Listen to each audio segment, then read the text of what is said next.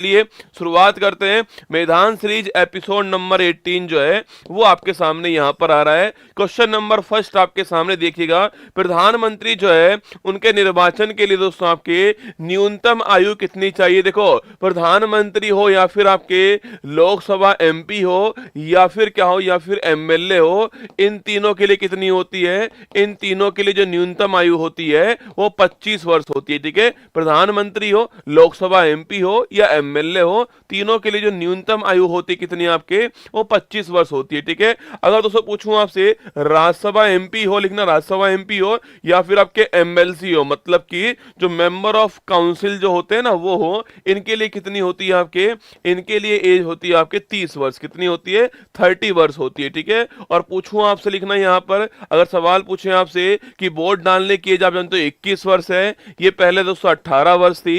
याद कीजिए 69 constitution amendment होता है, ये सारी बातें आपको ध्यान रखनी है। 61वां कौन सा, 61वां संविधान संशोधन होता है, ये आपको यहाँ पर ध्यान रखना है। ठीक है, और यही लिख लीजिए राष्ट्रपति हो या फिर राज्यपाल हो, इसके लिए एज कितनी चाहिए, 35 वर्ष चाहिए, ये भी आपको नोट करना है। ठीक है, राष्ट्रपति राज्यपाल के लिए 35 वर्ष चाहिए, ये आपको नोट करना है। चलो आगे बढ़ते हैं। टोडा ट्राइब पूछूं आपसे कहां दोस्तों पाई जाती है छापना।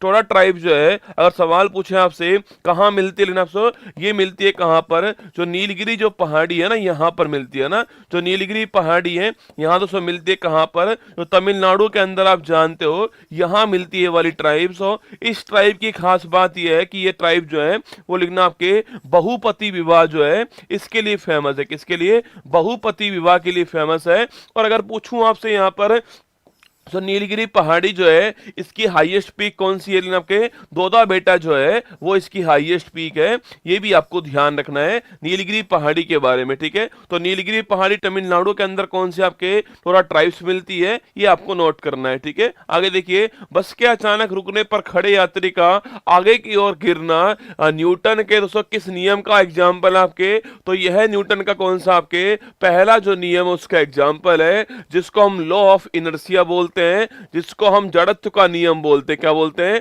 जिसको हम जड़त्व का नियम कहते हैं, या फिर इसी को हम क्या बोलते हैं, इसी को हम लॉ ऑफ इनर्शिया कहते हैं। ये आपको ध्यान रखना है। ठीक है, मतलब दोस्तों कोई अगर वस्तु स्थिर है तो वो स्थिर रहेगी, और कोई गतिशील है तो गतिशील रहेगी जब तक उसके ऊपर कोई बल ना लगाया जाए। मतलब दोस्तों अगर वस्तु की आप जो स्थिति है उसमें चेंज करना चाहते हो तो आपको उसके ऊपर बल लगाना पड़ता है, और इसी को बोलते हैं क्या, इसी को बोलते हैं लॉ ऑफ इनर्शिया, जड़त्व का नियम कहते हैं। और बस के रुकने पर यात्री दोस्तों, यात्री का आपके आगे की ओर गिरना, बस के अचानक चलने पर दोस्तों पीछे की ओर गिरना, ये सारे इसी के एग्जाम्पल है। ठीक है, महात्मा गांधी ने किसे पोस्ट डेटेड चेक कहा है, ये महत्वपूर्ण सवाल आपसे अगर पूछूं आपसे कि तो महात्मा गांधी ने आपके किस मिशन को आपके पोस्ट डेटेड चेक कहा गया आपके छापना सो, ये आपके कौन सा मिशन आपके, ये मिशन है क्रिप्स मिशन। कौन सा है, क्रिप्स मिशन को कहा है। और आपको याद होना चाहिए ये किस वर्ष आया था,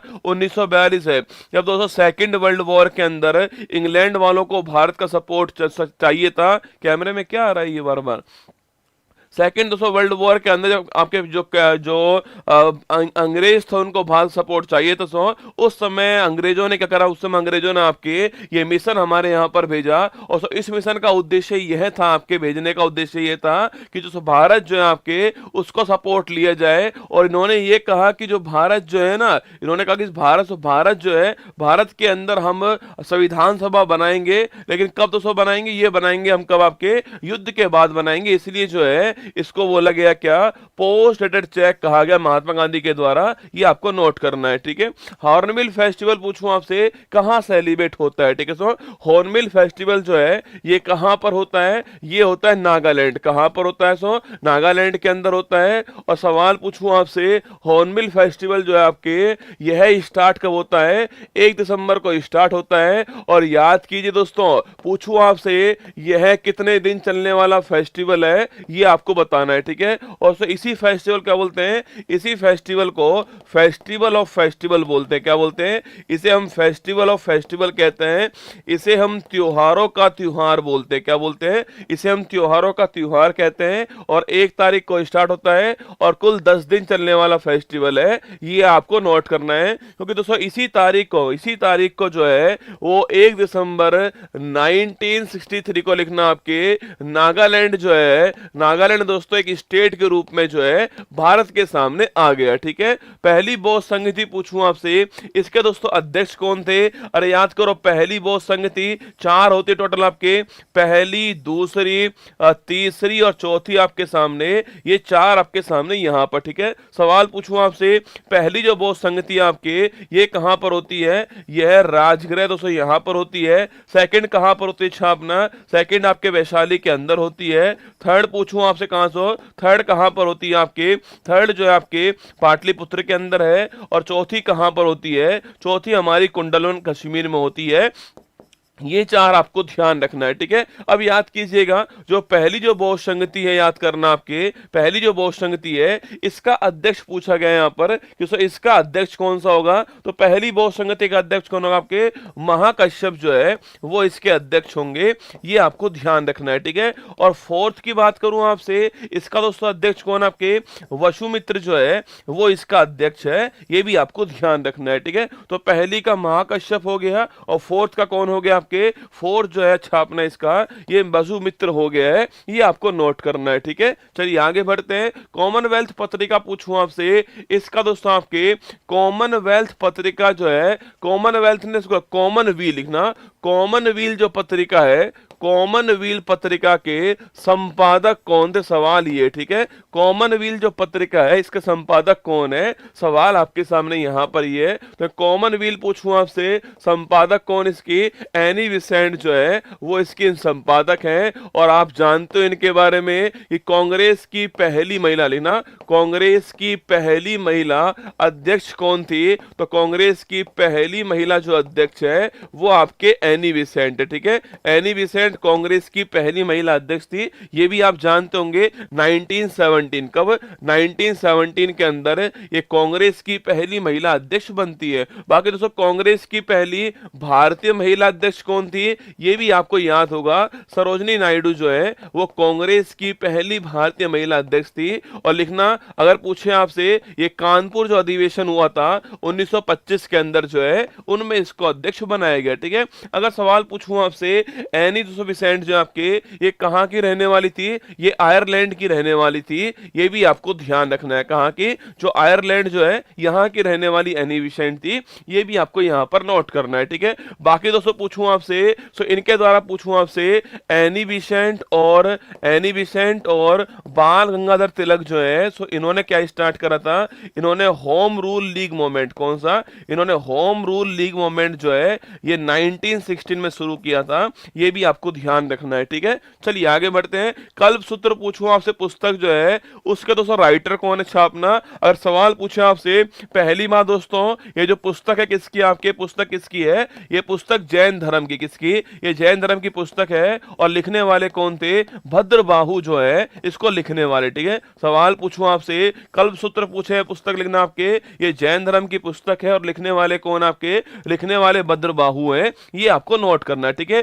एक दोस्तों पुस्तक और बड़ी महत्वपूर्ण है जैन धर्म की आपके, और कौन सी छापना? आपके भगवती सूत्र, कौन सी? जो भगवती सूत्र जो है आपके, यह भी अति महत्वपूर्ण सवाल है ना, जो भगवती सूत्र है आपके, यह भी अति महत्वपूर्ण सवाल है, यह भी जैन धर्म की पुस्तक, आपको ध्यान रखनी है, ठीक है। आगे देखिएगा, उपराष्ट्रपति राज्यसभा का पदेन सभापति होता है, यह बात किस दोस्तों आर्टिकल में लिखी हुई है? देखो, भारत का एक उपराष्ट्रपति होगा, यह बात आर्टिकल नंबर कौन सा है? यह बात जो है, देखो उपराष्ट्रपति के बारे में आप नोट कर लेना। देखो राष्ट्रपति तो दोस्तों आप पढ़ते पढ़ते और जगह, पर उपराष्ट्रपति कम लोग पढ़ते हैं, ठीक है। अगर इसके बारे में पूछूं आपसे, देखो भारत का दोस्तों एक उपराष्ट्रपति होगा, यह बात आर्टिकल नंबर 63 जो है इसमें लिखी हुई है कि जो भारत है उसका एक जो है उपराष्ट्रपति होगा, ठीक है। और उपराष्ट्रपति जो है कहां का? उपराष्ट्रपति जो है वो राज्यसभा जो है इसका पदेन सभापति होगा, यह बात कहां पर लिखी है? यह बात जो है हमारे,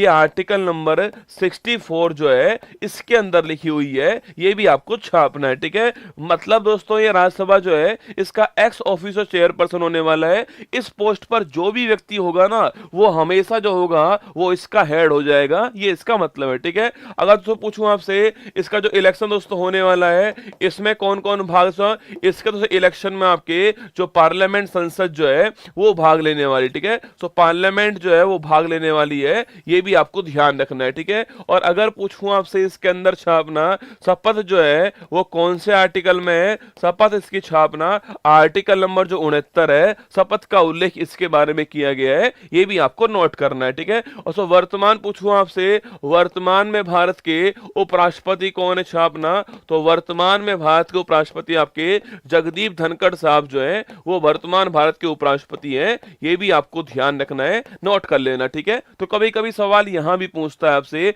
ये नोट करना, राष्ट्रपति के चुनाव में एमएलए भाग लेते हैं, उपराष्ट्रपति चुनाव के अंदर एमएलए भाग नहीं लेते हैं। राष्ट्रपति के चुनाव में जो नॉमिनेट मेंबर होते हैं वो भाग नहीं लेते हैं, उपराष्ट्रपति चुनाव के अंदर वो भाग लेते हैं। इन दोनों पॉइंट को आप लिख लेना। सवाल पूछूं आपसे कि सर यहां पर जो एमएलए होंगे वो भाग नहीं लेंगे। ठीक है, पर सो यहां पर जो मनोनीत मेंबर होंगे राज्यसभा के अंदर वो इसमें भाग लेंगे, ये आपको ध्यान रखना है। ठीक है, चलिए आगे बढ़ते हैं। नेक्स्ट सवाल आपके सामने, वर्तमान में कितने राज्यों में विधानमंडल के 202 सदन आपके पूछूं आपसे, मतलब कहने वाली बात यह है कि आपके बाई कैमरल कहां पर आपके विधानमंडल है, मतलब उसको कहां पर आपके जो विधानमंडल है आपके उसके क्या है, 2 हाउस है। सवाल आपके सामने ये। ठीक है, अरे याद करो दोस्तों, तू भी मजा कर, क्या कर, तू भी मजा कर जो है इससे आपको ध्यान रखना है। ठीक है, T4 पूछूं आपसे, T4 हो गया तेलंगाना, कौन हो गया है, T4 तेलंगाना दोस्तों आपके, U4 हो गया आपका उत्तर प्रदेश, BHI मतलब बिहार हो गया आपके, BHI बिहार हो गया है, MJ मतलब आपके महाराष्ट्र हो गया है, और A मतलब आंध्र प्रदेश हो गया है, और KR का मतलब क्या हो गया है,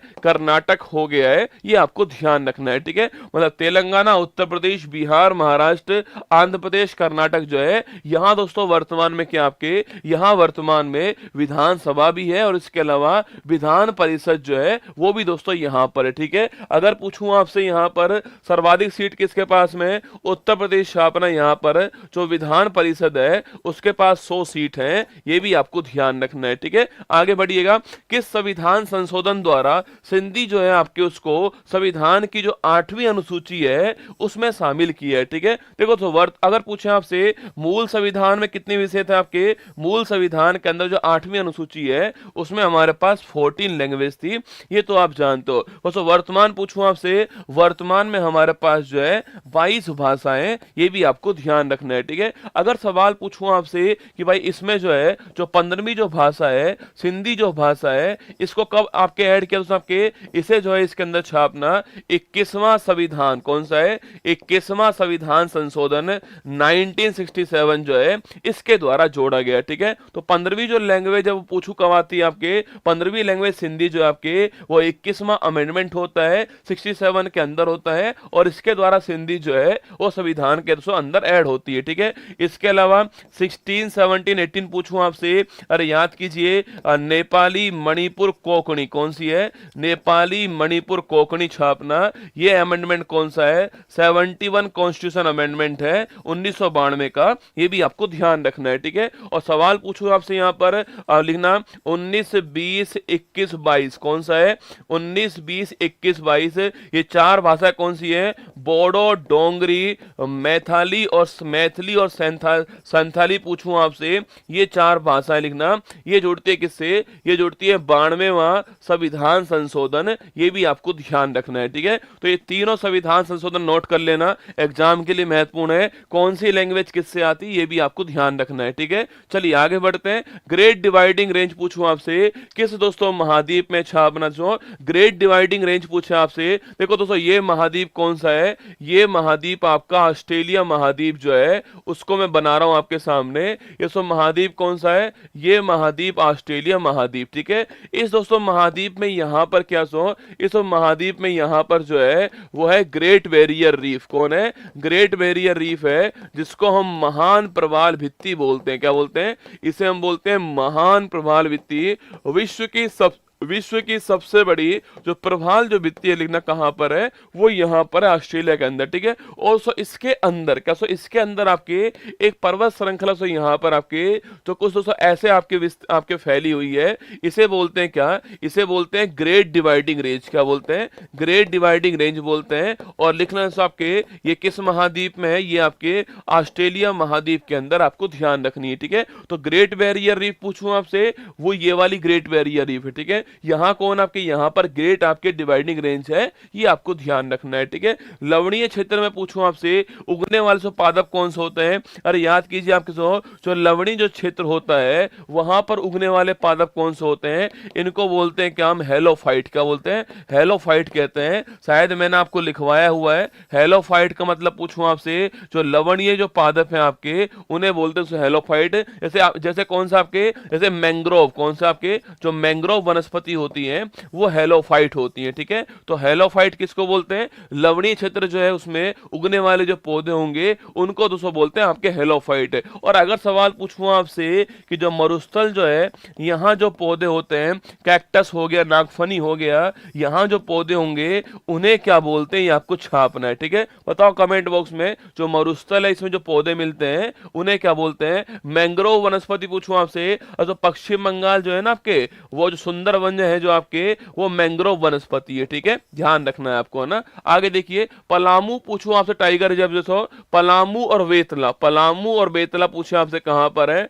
पलामू और बेतला छापना, ये झारखंड में, कहा झारखंड, ठीक है। तो पलामू और बेतला कहां पर है? झारखंड के अंदर आपको ध्यान रखना है, यहां पर जीरोफाइट लिखिएगा। जो मरुस्थली जो पौधे होते हैं आपके लिखना, इनको बोलते हैं जीरोफाइट, ठीक है। हिंदी में कहते हैं इसको मरुद्भिद। क्या बोलते हैं? मरुद्भिद कहते हैं, इंग्लिश में इसको जीरोफाइट कहते हैं, आपको ध्यान रखना है, ठीक है। अर्थशास्त्र में नोबेल पुरस्कार पाने वाले पहले भारतीय कौन है? छापना सो, अगर पूछूं आपसे इकोनॉमिक्स में नोबेल पुरस्कार पाने वाले पहले भारतीय, 1998 लिखना, अमर्त्य सेन जो है, इनको नोबेल पुरस्कार प्राप्त हुआ था। और ये पाने वाले पहले भारतीय थे 1998 के अंदर, अमर्त्य सेन का नाम आपको छापना है। और इनके द्वारा जो है वो वेलफेयर स्टेट जो है, यह कंसेप्ट दिया गया, सो वेलफेयर स्टेट जो है, लोक कल्याणकारी राज्य जो है, उसकी स्थापना कैसे होगी, ये कंसेप्ट यहां पर दिया गया। अच्छा दोस्तों, एक सवाल पूछूं आपसे, हमारा संविधान का कौन सा आर्टिकल जो है, हमारा संविधान कौन सा आर्टिकल लोक कल्याणकारी जो राज्य है इसकी स्थापना की बात करता है? बताओ, हमारे संविधान का कौन सा आर्टिकल जो है वो लोक कल्याणकारी जो राज्य है इसकी स्थापना की बात करता है, ये आपको छापना है, ठीक है। संविधान का कौन सा आर्टिकल की बात कर रहा हूं, है ना। सकल घरेलू उत्पाद से शुद्ध घरेलू उत्पाद प्राप्त करने के लिए दोस्तों क्या करना होगा, ठीक है। देखो यहां पर लिख रहा क्या, यहां पर लिख रहा आपका सकल घरेलू उत्पाद, इसको इंग्लिश में बोलते हैं ग्रोस डोमेस्टिक प्रोडक्ट, जीडीपी कहते हैं। क्या बोलते हैं? जीडीपी कहते हैं, ठीक है। इसको बोलते हैं ग्रोस, इसको बोलते हैं डोमेस्टिक, इसको बोलते हैं प्रोडक्ट, हिंदी में सकल घरेलू उत्पाद, ये हो गया, ठीक है। सवाल पूछ रहा है कि इससे हमें निकालना है एनडीपी, इसको बोलते हैं नेट डोमेस्टिक प्रोडक्ट। क्या बोलते हैं इसको? शुद्ध घरेलू उत्पाद बोलते हैं। सवाल दोस्तों बोल रहा है कि हमें यहां से यहां दोस्तों जाना, आपके आर्टिकल नंबर 38 लिखिए। आर्टिकल 238 डीपीएसपी जो है उसमें भारत को एक पब्लिक वेलफेयर स्टेट बनाना है, ये बात हमारे आर्टिकल नंबर 38 में लिखी हुई है, ठीक है। अब देखिए दोस्तों, यहां पर हमें जीडीपी से निकालना है, सो हमें आपके एनडीपी निकालना है, ठीक है। देखो देखो पी कॉमन दोस्तों यहां पर भी, ठीक है। डी कॉमन यहां पर, डी दोस्तों यहां पर भी कॉमन है। चेंज क्या हो रहा है? चेंज हो रहा है, यहां पर ग्रोस है और यहां पर आपका नेट है, कौन है सो? यहां आपका नेट है। तो हमें ग्रोस से क्या करना है? हमें ग्रोस से सो नेट निकालना है। तो हमें करना आपके हमेशा जो है आपको जो घिसावट जो है इसे माइनस करना होगा। तो डेप्रिसिएशन पूछूं आपसे, तो डेप्रिसिएशन आपके इसे माइनस करना होगा, ये आपको ध्यान रखना है, ठीक है। तो ग्रोस से इसको बोलते हैं मूल्य ह्रास। क्या बोलते हैं इसको? जो मूल्य ह्रास है इसे हटाना पड़ेगा, ये आपको ध्यान रखना है, ठीक है। तो घिसावट, मूल्य मूल्यह्रास, डेप्रीशिएशन, तीनों एक ही वर्ड है। ग्रोस से हमें निकालना है कि ग्रोस से अगर हमें नेट निकालना है तो ये काम हमें करना पड़ता है इकोनॉमिक्स के अंदर, ठीक है। रोकीज पर्वत की ढलान से नीचे उतरने वाली हवाएं पूछा आपसे, इन्हें तो क्या बोलते हैं आपके रोकीज पर्वत। पूछूं आपसे, मान लो दोस्तों आपके, मान लीजिए आपके ये हमारा कौन सा महाद्वीप आपके, ये हमारा जो नॉर्थ अमेरिका जो महाद्वीप है उसकी फोटो आपके सामने यहां पर बनाई गई है। मान लीजिए नॉर्थ अमेरिका महाद्वीप यहां पर आपके सामने, ठीक है। सवाल दोस्तों यहां पर यह है कि यही दोस्तों आपके क्या है, यही दोस्तों आपके पर्वत श्रेणी आपके, उसे क्या बोलते हैं हम, इसे बोलते हैं हम रॉकीज पर्वत। क्या बोलते हैं रॉकीज पर्वत कहते हैं। हर महाद्वीप में ऐसा पर्वत है, जैसे आपके नॉर्थ अमेरिका में रॉकीज, साउथ दोस्तों अमेरिका में कौन सा आपके, वो आपके एंडीज हो गया है, अफ्रीका में दोस्तों एटलस हो गया है, इसके अलावा इंडिया के अंदर आपके एशिया के अंदर जो है हिमालय हो गया है। हर महाद्वीप में एक आपके नवीन वलित पर्वत आपको नजर दोस्तों आएगा, ठीक है। सवाल पूछूं आपसे कि यहां तो जो पर्वत है आपके, सवाल पूछ रहा है तो इसके ढलान से उतरने वाली जो हवा है उसे क्या बोलते हैं, इसे बोलते हैं चिनूक। क्या बोलते हैं, इसे चिनूक कहते हैं, ये भी आपको ध्यान रखना है, ठीक है। तो कभी सवाल पूछूं आपसे, चिनूक जो आपके हवा है वो कहां से चलती है, आपके चिनूक हवा जो है वो नॉर्थ अमेरिका महाद्वीप में जो रॉकीज पर्वत है यहां चलती है, आपको ध्यान रखना है, ठीक है। चलिए आगे बढ़ते हैं। नेक्स्ट क्वेश्चन आपके सामने, दक्षिण कोरिया की मुद्रा पूछूं आपसे, साउथ कोरिया नॉर्थ कोरिया की मुद्रा कौन सी है, वॉन करेंसी। क्या है, वॉन करेंसी, आपको ध्यान रखना है, ठीक है। और इसकी राजधानी क्या है, सियोल इसकी राजधानी है, ये भी आपको नोट करना है, ठीक है। करेंसी वॉन है, राजधानी सियोल है ना। रिपब्लिक भारत का पहला बजट पूछूं आपसे, इसको प्रस्तुत करने वाला कौन सा आपके, अरे याद कीजिए, पूछे आपसे जब हम फ्री दोस्तों हो गए तो उसके बाद पूछूं आपसे, इसके बाद भारत के पहले वित्त मंत्री कौन बनते हैं आपके, इनका नाम छापना कौन, इनका नाम था के षणमुखम सेठी जो है, ये भारत के पहले वित्त मंत्री होते हैं, इनका नाम भी आपको ध्यान रखना है, ठीक है। तो सवाल पूछे आपसे कि स्वतंत्र भारत का पहला बजट पेश करने वाला कौन था,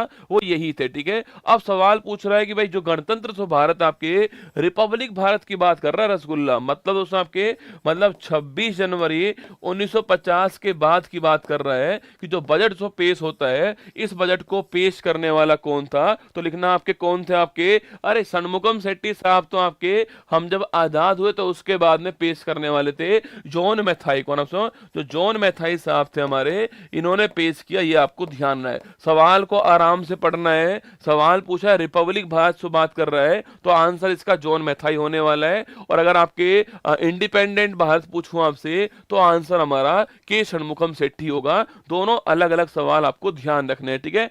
अगर सवाल दोस्तों पूछूं आपसे यहीं पर, सवाल अगर पूछ ले आपसे यहीं पर कि भाई साहब भारत का जो पहला बजट है, पहला बजट पूछूं आपसे अंग्रेजों के टाइम जो है वो कब पेश हुआ था, कब पेश हुआ था और किसने पेश किया था, ये भी आपको बताना है, ठीक है। कब पेश हुआ और किसने पेश किया है वो आपको छापना है ना। मिशन इंद्रधनुष पूछूं आपसे, इसकी शुरुआत कब होती है, याद कीजिए 25 दिसंबर आपके अटल बिहारी वाजपेयी जी का बर्थडे था और 2014 जो है इस तारीख को जो है शुरुआत होती है। और वैक्सीनेशन करना जो है इसका उद्देश्य था, ये भी आपको ध्यान रखना है, ठीक है। तो 25 दिसंबर जिस दिन हमारा गुड गवर्नेंस डे होता है, उस तारीख को 14 के अंदर जो है बीजेपी गवर्नमेंट ने क्या स्टार्ट किया था, ये मिशन इंद्रधनुष स्टार्ट किया और इसका उद्देश्य वैक्सीनेशन, इसका उद्देश्य है, ये भी आपको नोट करना है, ठीक है। हाँ सवाल पूछा आपसे, पहला बजट पूछूं आपसे छापना सो, यह पेश करने वाला कौन था, अरे 1860 में नोट करना, जेम्स विल्सन जो है इसने पेश किया है, ये भी आपको ध्यान रखना है, ठीक है। जेम्स विल्सन ने 1860 के अंदर जो है इसको पेश किया था, आप ध्यान रखिएगा, एग्जाम के लिए महत्वपूर्ण सवाल है ना। विद्युत ऊर्जा को ध्वनि ऊर्जा में कन्वर्ट करने वाला उपकरण पूछूं आपसे, इलेक्ट्रिक दोस्तों एनर्जी जो आपके, इसको जो ध्वनि ऊर्जा है इसके कन्वर्ट करने वाला, मतलब दोस्तों आपके जो लाउड स्पीकर आपके जो होते हैं आपके, लाउड स्पीकर छाप रहे, मैं यहां से बोल रहा हूं, ठीक है। मैं यहां से बोल रहा हूं, सोचिएगा मैं यहां से बोल रहा हूं, मतलब दोस्तों आपके मेरी जो आवाज आपके ध्वनि जो एनर्जी है वो सो इस माइक में कन्वर्ट हो रही है, किसमें आपकी सो इलेक्ट्रिक में कन्वर्ट हो रही है, ठीक है। अब सो वही एनर्जी आपके सामने आपने जो कान में जो ईयरफोन दोस्तों लगाए हुए हैं आपके, सो आपके जो मोबाइल में जो स्पीकर जो है उसमें से आपको सुनाई दे रही है, ठीक है। तो जो आपके जो विद्युत जो है उसको किसमें आपके उसको ध्वनि के अंदर कन्वर्ट करने के लिए जो है वो स्पीकर होते हैं, वो आपका जो आपके ईयरफोन जो होते हैं वो होते हैं, ठीक है। तो आपके लाउड स्पीकर जो है उसका आंसर होगा, ठीक आंसर लाउड स्पीकर इसका हो गया है ना। पिंच ब्लेंड पूछूं आपसे किसका दोस्तों एक्स है छापना, अरे पिंच ब्लेंड किसका लेना, आपके जो यूरेनियम जो है इसका एक्स है, ये आपको ध्यान रखना है, ठीक है। यूरेनियम जो है इसका पूछूं आपसे, पिंच ब्लेंड इसका एक्स है, आप नोट कीजिए ना। तो पिंच ब्लेंड पूछे आपसे, यूरेनियम छाप रहा सो इसको बोलते हैं येलो केक, क्या बोलते हैं इसको, येलो केक बोलते हैं हम जो इसको। और आप जानते हो जो परमाणु जो भट्टी होती है, इस परमाणु भट्टी के अंदर जो है वो फ्यूल के रूप में इसका दोस्तों यूज करते हैं। और इसमें मैंने कहा था आपसे बाण में यूरेनियम जो 235 है इसका यूज होता है, ये आपको छापना है, ठीक है। जिसका परमाणु क्रमांक 92 हो, जिसका परमाणु भार 235 हो, वो वाला हम यूज करेंगे, आपको ध्यान रखना है, ठीक है। मछली का दोस्तों हृदय जो है उसमें कितने चैम्बर दोस्तों होते हैं, हमारा दोस्तों हृदय में कितने होते हैं, अरे हमारे में रसगुल्ला 4, ठीक है। सो हमारे में 4 होते हैं, 2 आलिंद और 2 निलय होते हैं, ठीक है। हमारे में 4 होते हैं, 2 आलिंद और 2 निलय होते हैं। पर दोस्तों जो मछली जो होती है आपके,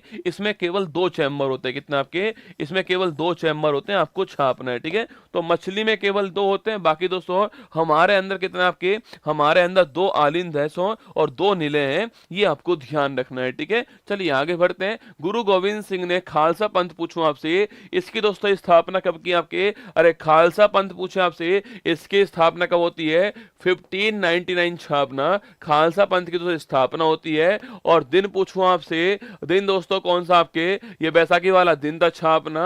और सवाल पूछूं आपसे यहीं पर जो है सो खालसा पंथ में क्या सो 5 चीजें बड़ी महत्वपूर्ण होती है छापना, कौन कौन सी आपके 5 चीजें कौन कौन सी है, केश हो गया, केश है, कंगा, केश कंगा, कच्छा कड़ा, केश कंगा कच्छा कड़ा छापना आपके, केश हो गए, कंगा दोस्तों कंगा हो गया, कच्छा हो गया, कड़ा हो गया। और एक चीज कौन सी बताओ कमेंट बॉक्स के अंदर। तो मैंने कहा आपसे 1599 जो है सो वैसाखी वाले दिन जो है छापना गुरु गोविंद सिंह ने खालसा पंथ जो है इसकी स्थापना की थी। और मैंने कहा आपसे केश कंगा लिखना, केश कंगा कच्छा कड़ा पूछूं आपसे, केश कंगा दोस्तों, केश कंगा कच्छा कड़ा। एक चीज और है लिखिएगा आपकी कृपाण, कौन सा कृपाण जो है, इन 5 चीजें बड़ी जरूरी होती हैं खालसा पंथ के लिए, ये आपको नोट करना है, ठीक है। सवाल पूछूं आपसे यहां पर कि पाहुल प्रणाली कौन सी आपके, पाहुल प्रणाली जो है इसको शुरू करने वाले कौन थे, इसको भी शुरू करने वाले कौन थे,